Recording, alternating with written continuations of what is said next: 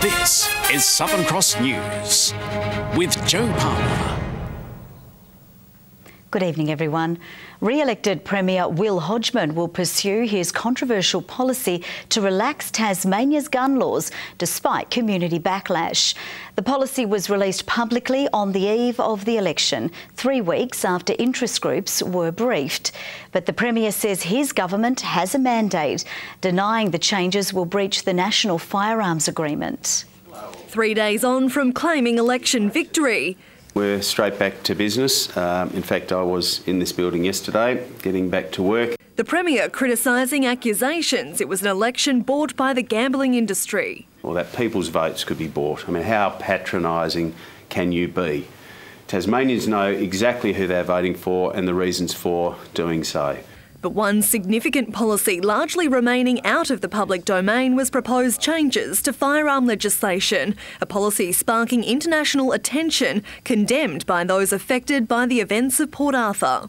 We advocate for the safe use of guns, which is represented by the National Firearms Agreement, and it's a community issue. It's about making sure there's no compromise on children and community safety. We will not, and this is my firm guarantee, we will not do anything to compromise the National Firearms Agreement. Flagged changes appear to be in clear breach of the NFA commitments to extend licences for Category A and B firearms from 5 years to 10 and for Category C from 1 to 2 years, contrary to the NFA, alongside plans to wind back firearms storage offences to an infringement rather than a court summons, also in breach. It will require legislative change, so it will be subject to the most robust scrutiny through parliamentary processes. That's how that particular policy will be advanced. The government's last term was wrought with difficulty getting legislation through the upper house, with policies seen to be lacking community consultation. Now, just days into its second term, history could be repeating, with legislative councillors questioning why this policy was limited to interest groups. It might be that some of those changes seem simple, but indeed it may mean that it makes certain members of the public more vulnerable. Jacqueline Robson, Southern Cross News. The late former Attorney-General Vanessa Goodwin will be farewelled at a state funeral this week. The public is invited to St David's Cathedral on Friday to remember the well-respected politician who lost her battle with brain cancer. Ms Goodwin was just 48 years old, passing away on Election Day on Saturday. Vanessa was a person of great integrity, great composure, great intelligence, and also a very strong support to me, and I continue to miss her dearly, but we will carry her in our hearts, and she will still be very much a part of my team moving forward. Those wishing to attend are asked to contact the Department of Premier and Cabinet. A North Hobart man seriously injured in a two-vehicle crash on the Lyle Highway yesterday is now in a stable condition.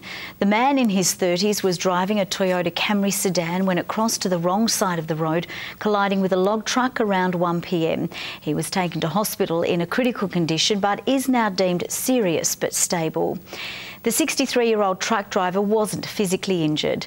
Police are investigating the crash, asking for witnesses to contact Crime Stoppers. Supermarket giant Coles has appeared in the Hobart Magistrates Court, pleading guilty to one count of importing a restricted material into the state. It's alleged the company imported jars of honeycomb or raw beeswax into the northwest coast between April 1 and June 16 last year. Coles will reappear in the Hobart Magistrates Court for sentencing on the 6th of June. Flights from Tasmania to Antarctica will be scaled back next season as the Australian Antarctic Division works to realign its ice runway. The crucial resupply airstrip has drifted with the movements of a glacier, but these works will help secure it for the next decade. After a 3,500-kilometre flight from Tasmania, an Airbus touches down at Wilkins Aerodrome, the base of Australia's Antarctic aviation.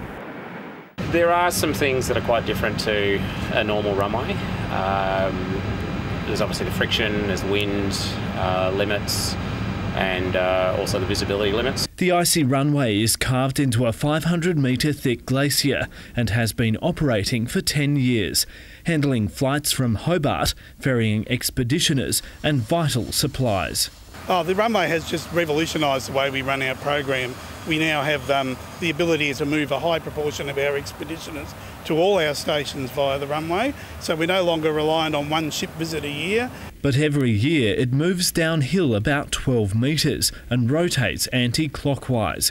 It's moved so much in the past decade, a major refurbishment is needed next season, including the removal of 300,000 cubic metres of ice. Just the nature of the glacier that it's sitting on, it rises to the north, so that lateral movement means we need to cut into the runway strip and reduce the height of that ice. There are 18 flights to Wilkins this season, but the works will force that to be cut down to 10 next season. The Australian Antarctic Division says medical evacuations will still be possible and research projects won't face major disruptions. There'll still be the same numbers of expeditioners in Antarctica. They'll be coming in and out in slightly different ways, more on the ship. Some of them might be staying a bit longer, but we expect to have the same level of occupation and activity. The last A319 flight for the season takes off from Hobart tomorrow. Michael Breen, Southern Cross News. The Royal Navy's top warships from around the world are currently sitting in Bass Strait. Around 2,000 servicemen and women from 4 countries are on board the vessels, taking part in a major humanitarian and security training exercise. HMAS Canberra hovering 7 kilometres off Tasmania's northern shore. Its crew testing their responses. You want your Defence Force to be ready for anything, and that's what we're practicing. A fleet of 10 ships, 2 submarines plus aircraft involved in Exercise Ocean Explorer. The mission aims to improve crew skills and the capability of the Sea Control Task Group. Servicemen and women from the UK, US and New Zealand also on hand, working to develop a highly effective warfighting team. Exercises such as Ocean Explorer are a really key investment for us to ensure that everyone is efficient, effective, capable and most importantly prepared to go and do their job. We'll be here for a couple of days. We've been exercising off the New South Wales and Victorian coasts for about 2 weeks, and that's normal to build up for the mission, which is what we've called it today. 21-year-old Tasmanian Josh Richardson is one of the many servicemen on board HMAS Canberra. So my role primarily at the moment is helmsmanship up on the bridge here and lookout responsibilities. He says operations like today's help prepare him for a real war situation. As part of the mission, the Royal Australian Navy was tasked to evacuate residents off Tasmania's northern shore. That's our job, to turn up to help, to bring help to those who need help, and then to take those who need help to a safe place. This is the first time Exercise Ocean Explorer has been held in Bass Strait. This location was chosen as those in the Navy need to be prepared to work in any environment, including right here. This is the second iteration of Ocean Explorer. Last year we conducted off the West Australian coast. It's important that we learn to operate in different environments and make sure we can operate our platforms, sensors and weapons in different areas so we can be effective no matter where we're deployed. Government will call us at less than 2 days' notice, and we have to be ready to respond to any mission anywhere in the world with any kind of force that we need. A Defence Force preparing to take action wherever it's needed. Monica Dadson at Southern Cross News. Tasmanians are being urged to protect themselves against the winter flu early to avoid a repeat of last year's influenza pandemic.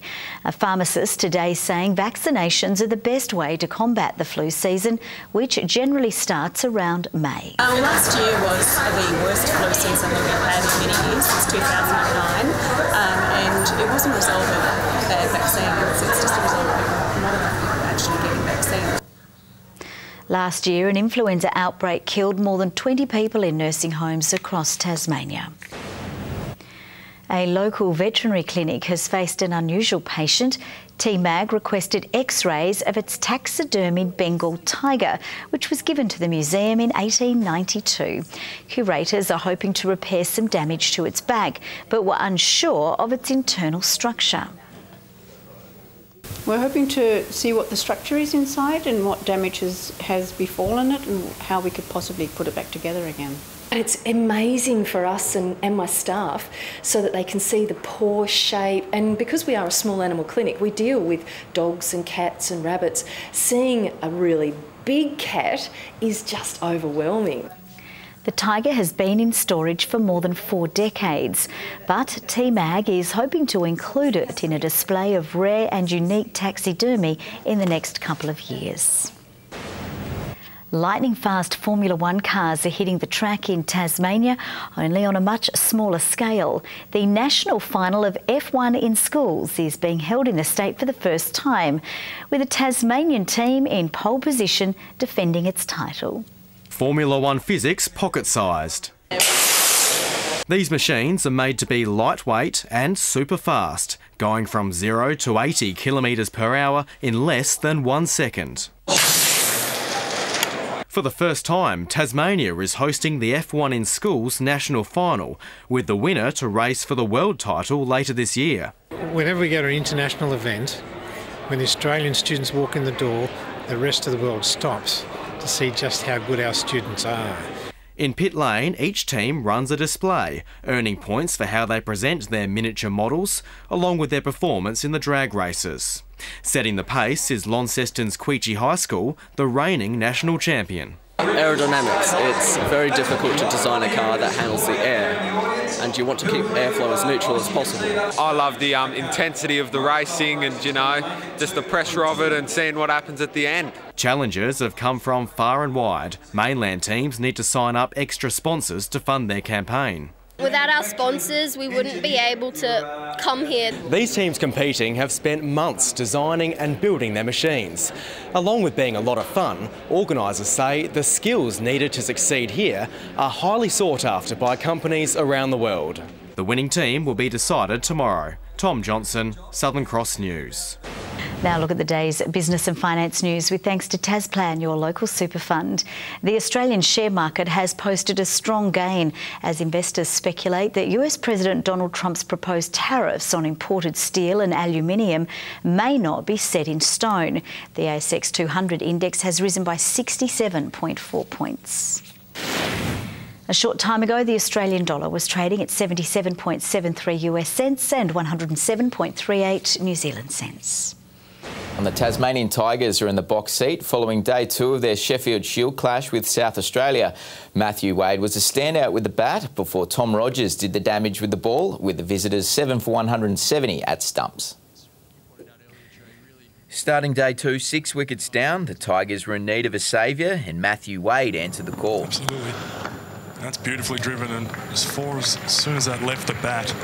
Tom Rogers helping out where he could, but Wade was the star of the show, belting the Tigers' total to 300 before adding another first-class 50 to the list. All the way into that Ricky Ponting stand. And that is a wonderful shot from Matthew Wade. Kane Richardson finally claiming the prize scalp before lunch, with Tom Rogers following him to the change rooms not long after on 41. Jackson Bird providing some resistance from the bottom order with 32 of his own before the Tigers were toppled on 393. Andrew Feckerty struck early for the home side, trapping Connor McInerney in front, with Tom Rogers preventing Jake Weatherald from doing any real damage before claiming the Redback skipper on 4. That is another beautiful ball from Rogers. What a delivery. Travis Head really tried to drive that one, but sees the same fate as what Jake Weatherall did a couple of overs ago.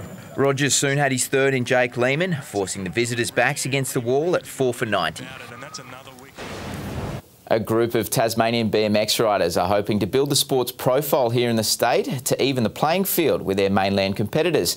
8 of our best will head off shortly to the National Championships in Western Australia, looking to match it with the country's elite racers. You're looking at the fastest BMX racer in the state. I've been in about 4 national championships so far. And I've been up there with world #1, national #1, so I've made semis every year. Oxley will be hoping to go one better when he and 7 other riders from around the state compete at the National BMX Championships in Bunbury, Western Australia later this month. We've thought a lot about what Bunbury track is like and trying to put that into our track to try and get the skills ready. But that's no easy task for our most talented racers, with the Tasmanian BMX community in desperate need of more resources to bring them in line with other states.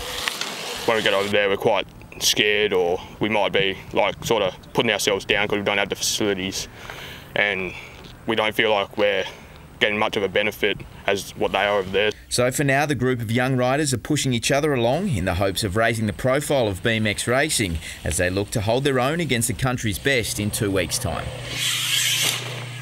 My goal was to hopefully make semis, but I don't really know the competition yet, so just see when I get there. So this is the biggest race on the Australian circuit, so they're hoping to get about 4,000 in-state riders over there, so we're working towards it and hope to get into national finals, so see what we can do.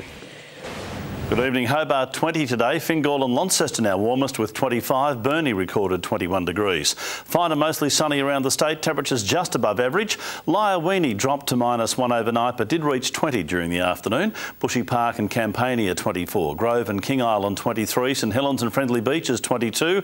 Low Head, Strawn and Flinders Island all 21 degrees. A low over the Gulf of Carpentaria produced the cloud over there. There are surface troughs with all the cloud over the northern Queensland area and northern Western Australia. Another cloud band pushes over New South Wales from central Queensland. Closer in and low convective cloud worked over the north and southwest of the state today. Mostly clear though across the state. Tomorrow a similar pattern to today with a high pressure system the major player on our weather. Surface troughs continuing over the north of the continent. Westerly winds to 15 knots over southern waters. A northeasterly aspect over the north and east with light and variable winds inland and over the west. And for tomorrow, a sunny day for Hobart, 23 the top, 23 for Geeveston, mostly sunny for Bothwell and 24. Launceston fine and sunny, warming up to 26, 22 the high for Devonport, mostly sunny for Cressy and 26 degrees. Mostly sunny for Burnie, 22 the maximum, fine for Strawn, 22 and 21 for Curry on King Island. And for St Helens, sunny, 24, 23 at Swansea, Orford okay as well, and 22 degrees. UV, a high 7 for Hobart, very high expectations elsewhere. On Thursday, fine and mostly sunny over most of the state, just some patchy cloud for Hobart. More sunshine for the state on Friday with temperatures touching the mid to high 20s, and on Saturday those conditions prevail along with a light northeast northwesterly breeze. Fine, warm and sunny in Perth, Adelaide and Melbourne tomorrow. A shower or two forecast for Sydney and also Brisbane. A storm over Darwin and Alice Springs. Mostly clear in Hobart, 16 at the moment, bit warmer in Launceston, 21 right now and 19 degrees in Devonport. And Joe, I'm tipping an excellent autumn with long sustained periods of fine sunny weather. Oh, OK. Well, fingers crossed you get it right this season. Thank you very much, Merv. And that's all from the news team for now. We will see you with updates a little bit later. Thanks for your company. Good night.